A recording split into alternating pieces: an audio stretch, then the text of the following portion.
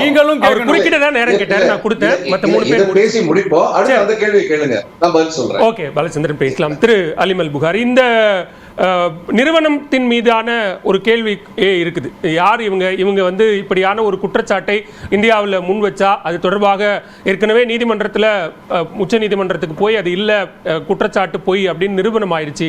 மீண்டுமாக இப்படியான ஒரு குற்றச்சாட்டை வைப்பது எந்த அளவுக்கு, ஏன் அதுக்கு பதில் சொல்லணும்? இங்கே வந்து இருக்கக்கூடிய ஒரு பொருளாதார ஸ்திரத்தன்மையை பாதிக்கக்கூடிய வகையில் அல்லது அதை குழப்பம் ஏற்படுத்தக்கூடிய வகையில் வெளிநாட்டிலிருந்து ஒரு நிறுவனம் இப்படியா செயல்படுதுங்கிற குற்றச்சாட்டை முன்வைக்கிறாங்க. சார், உள்நாட்டிலிருந்து சிஏஜி அறிக்கை வந்தது. கம்மம்பேட் எக்ஸ்பிரஸ் வேல வந்து எப்படி அதானிக்கு அனுபவமே இல்லாத ஒரு நிறுவனத்தை, ஒரு சர்டைன் இயர்ஸு டன்னல் ஃபீல்டில் எக்ஸ்பீரியன்ஸ் இருந்தால் மட்டுமே பெற முடிந்த ஒரு டெண்டரை, அந்த எக்ஸ்பீரியன்ஸே இல்லாமல் அதானி குழுமம் எப்படி பெற்றது என்று சிஏஜினுடைய அறிக்கை உள்நாட்டில் தானே வந்துச்சு.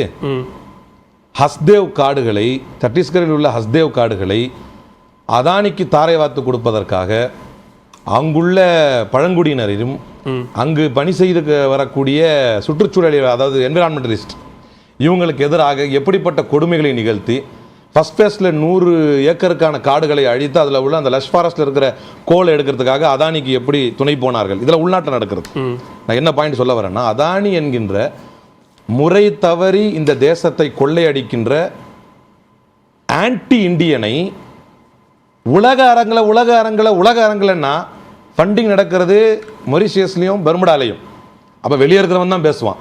இது எப்படி திசை திருப்புறாங்கன்னா, சார் ஹிண்டன்பர்க் ஒரு அயோக்கிய பய கம்பெனி சார், ஒரு தேச விரோத கம்பெனி சார். இப்போ கொஸ்டின் அது இல்லை சார், அவன் எழுப்பின கொஸ்டினில் அவன் கொடுத்த ஆதாரத்தில் பொய் இருக்கா. சுப்ரீம் கோர்ட்டில் செபி கிட்ட போய் சுப்ரீம் கோர்ட் சொன்னது என்ன, ட்ரான் அ பிளாங்க் அப்படின்னு சுப்ரீம் கோர்ட்டில் சொல்கிறாங்க. இன்வெஸ்டிகேஷனை அதானியுடைய ஆஃப்ஷோர் ஷேர் ஹோல்டர்ஸுக்குள்ள பண்ணுங்க. கொஸ்டின் அதுதான். நீங்க பண்ணாமையே இப்ப எங்க சுப்ரீம் கோர்ட் சொல்லிருச்சு, சும்மா சொல்லிருச்சு, எங்க புஷ்னு போயிருச்சு அப்படின்னா, இப்ப புஷ்னு போலன்றதுக்கு தான் ஆதாரம் கொண்டு வர்றான்.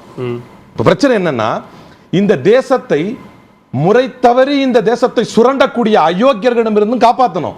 அந்த அயோக்கியர்களுக்கு துணை போகக்கூடிய அரசு அதிகாரத்தில் இருப்பவர்களையும் அம்பலப்படுத்தணும். இப்ப அதான் பாயிண்ட். சுப்ரீம் கோர்ட்ல வந்த வாதம் என்ன, இந்த drawn a blank in its investigations into who funded Adani's offshore shareholders. இதான் பாயிண்ட் சுப்ரீம் கோர்ட்ல. ஆஃப்ஷோர் ஷேர் ஹோல்டர்ஸ் அதுல முக்கியமானது என்னது, மொரிஷியஸும் பெர்முடாவும். அப்ப அதுல வரும் பொழுது அகோரா பார்ட்னர்ஸ்ல ஏப்ரல் 2017 இருந்து மார்ச் 2022 நீங்கள் நியமிக்கப்படும் வரைக்கும் உங்களுடைய ஆஃப்ஷோர் ஷேர் ஹோல்டர் அதுல இருந்துச்சா இல்லையா? எங்களை அப்படி போடுறதுனால இப்படி சொல்றாங்க, இப்படி சொன்னதுனால அப்படி சொல்றாங்க. கொஸ்டின் ரொம்ப சிம்பிள். நீங்க பதில் தர வேண்டிய கேள்வி என்னன்னா, அகோரா பார்ட்னர்ஸ்ல ஏப்ரல் 20 நீங்க உள்ள வரும்பொழுது சார் சொன்னாங்கல்ல பாலச்சந்திரன் சார், நீங்க அதைத்தான் தெளிவுபடுத்தணும். இல்ல எனக்கு நானே அது ஆஃப்ஷோர் பார்ட்னருங்க, சுப்ரீம் கோர்ட்டை செபியை கூப்பிட்டு சொல்லும்போது அங்க வாய் திறந்தீங்களா சார்? நான் வந்து I am talking on statistics. Point சொல்றேன் என்னன்னா, இந்த புள்ளியை பேச வேண்டிய நீங்கள், அட அவனே தேச விரோதியா இருந்துட்டு போட்டோம், அதானியால இப்ப ஒருவரால் மக்கள் பாதிக்கப்பட்டு, ஒருத்தன் திருடி, நல்ல ஒரே ஒரு உதாரணம் சொல்றேன் சார், திருடி ஒரு ஊருக்கு சோறு போட்டான், திருடனை காவல்துறை கைது பண்ணிருச்சு. கவலைப்படலாமா திருடனுக்கு உட்காந்து? ஐயோ ஊருக்கெல்லாம் சோறு போட்டானே திருடன், இப்படி அநியாயமா அரெஸ்ட் பண்ணிட்டாங்களே, கவலைப்படலாமா? இப்ப பிரச்சனை நீங்கள் முறை தவறி செய்தீர்களா இல்லையா? அது மட்டும் முறைகேடு கிடையாது. இன்னொரு முக்கியமான விஷயம், இப்ப ஏப்ரல் 2017 இருந்து மார்ச் 2002 இவங்க இருந்துட்டு மார்ச் 16 2022 கரெக்டா 2 வீக்ஸ் அவங்க அப்பாயின்மெண்ட் ஆன 2 வாரத்துல அவங்க ஹஸ்பண்டுடைய பேர்ல வந்து அந்த ஷேர்ஸ் எல்லாம் ட்ரான்ஸ்ஃபர் பண்ணாங்க. இத பண்ணீங்களா இல்லையா? அதுக்கு உங்களுடைய பர்சனல் இமெயில் ஐடியில இருந்து அதுக்கு நீங்க மெயில் அனுப்புனீங்களா இல்லையா? Questions are very simple. It is crystal clear, hitting at the point.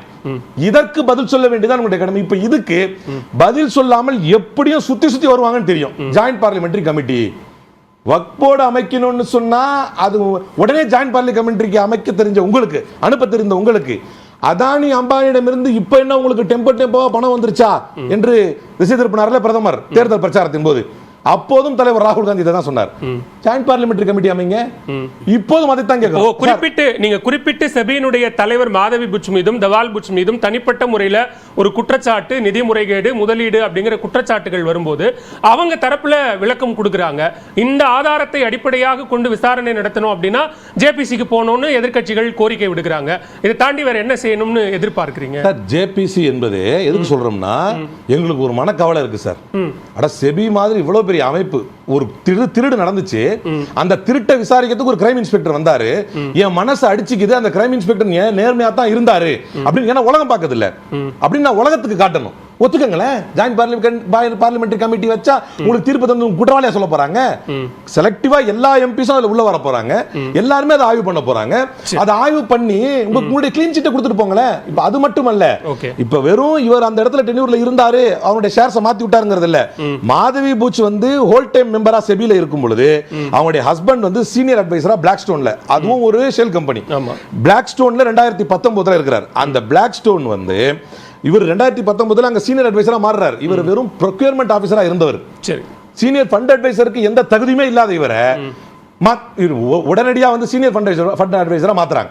இது எப்படி மாத்துறாங்க, ஏன் மாத்துறாங்க அப்படின்னா, பிளாக் ஸ்டோனுக்கு REITS ரைட்ஸ் எல்லாத்தையும் வாங்கி கொடுக்குறாங்க இவங்க. சரி, முறை தவறி முறைகேடாக தவால் பட்சி சீனியர் அட்வைசரா இருக்கும் பொழுது, இவங்க வைஃப் செபி அபிஷியலா இருக்கும் பொழுது, பிளாக் ஸ்டோனுக்கு வந்து mind space, nexus select trust இவங்க எல்லாம் வந்து ஸ்பான்சர் பண்றாங்க. எதனால ஸ்பான்சர் பண்றாங்க அப்படின்னா, இவங்க எல்லாம் யாரு?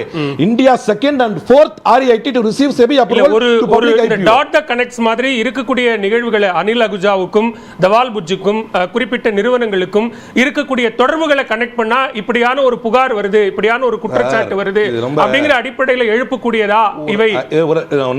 ரொம்ப அழகா சொல்றேன். நீதிமன்றங்கள்ல வழக்கு வருது, நம்மளே போகும்போது நீதிபதியுடைய பிள்ளையோ மகனோ நீதிபதியினுடைய உறவினரோ வழக்கறிஞராக ஆஜராகும் பொழுது அவங்களுடைய சொந்தக்காரங்க யாராவது அதுல ரெண்டு ஏதாவது ஒரு பார்ட்டி, சரி, பெட்டிஷனராவோ அல்லது வந்து அகைன்ஸ்டாவோ டிஃபெண்டன்டாவோ வரும் பொழுது தன்னை வந்து நீதிபதிகள் வந்து வழக்கிலிருந்து விடுவித்துக் கொள்றாங்க. அது ஏன் அப்படின்னா, மெயின்டைன் டிரான்ஸ்பரன்சி. இந்த அடிப்படை நாகரிகம் கூட உங்களுக்கு இல்லையா? இந்த அடிப்படை ஜஸ்டிஸை விட்டுருங்க, நான் உங்கள்ட்ட நீதி எதிர்பார்க்க முடியாது. இந்த அடிப்படை நாகரிகம் கூட அந்த செபியுடைய தலைவருக்கு இல்லையா? சரி, முதற்கட்ட பார்வை எடுத்துக்கிறேன். திருமிகு ராஜலட்சுமி, இங்க ஒரு குற்றச்சாட்டு முன்வைக்கப்படுது. முதல்ல 2023 சொல்லப்பட்டது, அது உச்சநீதிமன்றத்தால சொல்லப்பட்டு நிரூபிக்கப்படலன்னு சொல்லும்போது, இப்போ அவங்க ஆதாரம் எதுவும் இல்லை அப்படின்னு கேட்டப்ப செபியே ஒரு கடிதம் அனுப்புறாங்க. இப்போ ஆதாரங்களோடு, வங்கி பரிவர்த்தனை உள்ளிட்ட மெயில் டிரான்சாக்ஷன் உள்ளிட்ட எல்லா ஆதாரங்களோடு இண்டன்பர்க் அந்த ஆய்வறிக்கையை வெளியிடுகிறார்கள். குற்றம் இல்லை அப்படின்னா நீங்க குற்றமற்றவர்கள் நிரூபிங்க, அதுல என்ன பிரச்சனை அப்படின்னு கேக்குறாங்க. அதாவது கிண்டன்பர்க்கோட அது என்ன மாதிரி ஒரு ஏஜென்சி, அது வந்து என்னன்னா 2017 நார்தன் ஆண்டர்சன் ஒருத்தர் நிறுவிருக்காரு. இது ஒரு ரிசர்ச் இன்வெஸ்டிகேட்டிவ் ரிசர்ச். நம்ம பார்த்துருக்கோம், இவன் தமிழ்நாட்டில் கூட நிறைய பத்திரிகையாளர் ஒரு இது மாதிரி போட்டு ஒரு ட்விட்டரில் போடுவாங்க. அது ஒருத்தரை சார்ந்ததாக இருக்கும், ஒருத்தரை தாக்குதலாக இருக்கும். அதுக்காக கவர்மெண்ட் ஆக்ஷன் கூட எடுத்திருக்கு. ஸோ இந்த மாதிரி ஒரு ஏஜென்சி தான் அதுவும். அது அங்கே இருக்க அந்த சிலிக்கான் வேலி பேங்கில் என்ன நடக்குது, அந்த ஷேர் எப்படி போகுது, அந்த பிரச்சனையை பற்றி அவங்க பேச மாட்டாங்க. அவங்க எங்கே பேசுவாங்கன்னா, இந்த ஏஷியன் கண்ட்ரிஸ் எங்கே பிரச்சனை உண்டாக்குவதற்கு அப்படின்னு. அதாவது இவ்வளவு நாளும் அவங்களுக்கு இந்தியாவை பொறுத்த வரைக்கும் யாரானாலும் இது அதானி குரூப்பு பெரிய குரூப்பாக இருக்குது, நிறைய ஹார்பர், ஏர்போர்ட், என்ன எல்லா கான்ட்ராக்டும் அவங்ககிட்ட இருக்குது. அதனால் அவங்களுடைய ஃபினான்ஷியல் ஸ்ட்ரக்சரில் கை வைக்கலாமாங்கிறதுக்கு. ஸோ ஏதாவது ஒரு அறிக்கை கொடுத்தாங்கன்னா உடனே அந்த இது விழும். அவர் இருந்த லெவல்லேருந்து இந்திய உலகத்தில் எத்தனை பெரிய பணக்காரர் இருந்தார், எவ்வளோ நிறுவனம், அதுலேருந்து டக்குன்னு விழும்போது சிலர் ஷேர் வாங்கிப்பாங்க. அதுக்கப்புறம் ஏறும், அது இல்லைன்னு தெரிஞ்ச உடனே ஏறும். உடனே சுப்ரீம் கோர்ட் சொன்னோடனே ஏறும்போது இவங்களுக்கு ஒரு part of the people will be இது என்ன பெனிஃபிஷியரிஸாக இருப்பாங்க. ஸோ இந்த பெனிஃபிஷியரிஸுக்கு இவங்க உண்டாக்குனாங்களா ஒரு இது. இவர்கள் இது மட்டும் கிடையாது, நிறைய நிறுவனங்களோட இந்த மாதிரி க்ளோவர் ஹெல்த்து, கார்த்தி, நிக்கோலா, இந்த மாதிரி நிறையா நிறுவனங்கள் மேலே இந்த மாதிரி ஒரு குற்றச்சாட்டுகளை வைக்கிறது வந்து இது சில சமயம் வந்து நீ பார்க்கும்போது அதில் உண்மை இருந்தால் சரி, இவங்க ஆத்தரைஸ்டு ஒரு ஏஜெண்டா அப்படின்னா கிடையாது. இப்போ நம்ம வந்து கவர்மெண்ட் வந்து இப்படி ஒரு ரிப்போர்ட் கொடு அப்படின்னு கேட்கலாம், ஒரு ஆத்தரைஸ்டாக கேட்கலாம். இல்லை அவங்களாவே ஒரு இன்வெஸ்டிகேட்டிவ் ஜேர்னலிஸ்ட்டில் ஒரு ரிப்போர்ட் கொடுத்து அதில் நின்னாங்கன்னா அதுவும் இருக்கலாம்.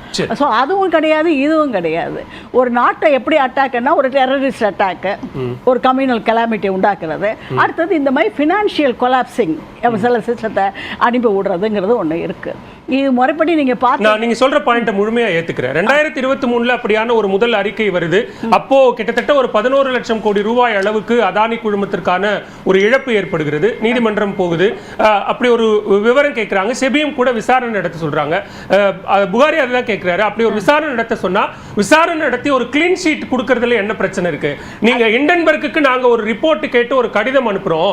அந்த கடிதம் அனுப்புவதனுடைய காரணமாகத்தான் இப்ப இதுல எங்க மேலேயே புகார் சொல்லி இப்படி ஒரு குற்றச்சாட்டை எழுப்புறாங்க அப்படின்னு மாதவி புட்ச் சொல்றாங்க. நீங்க வந்து கிளீன் ஹேண்ட் அப்படின்னா அதை கிளீன் ஹேண்ட் அப்படின்னு நிரூபிக்கிறதுல அவங்களுக்கு என்ன பிரச்சனை இருக்கு?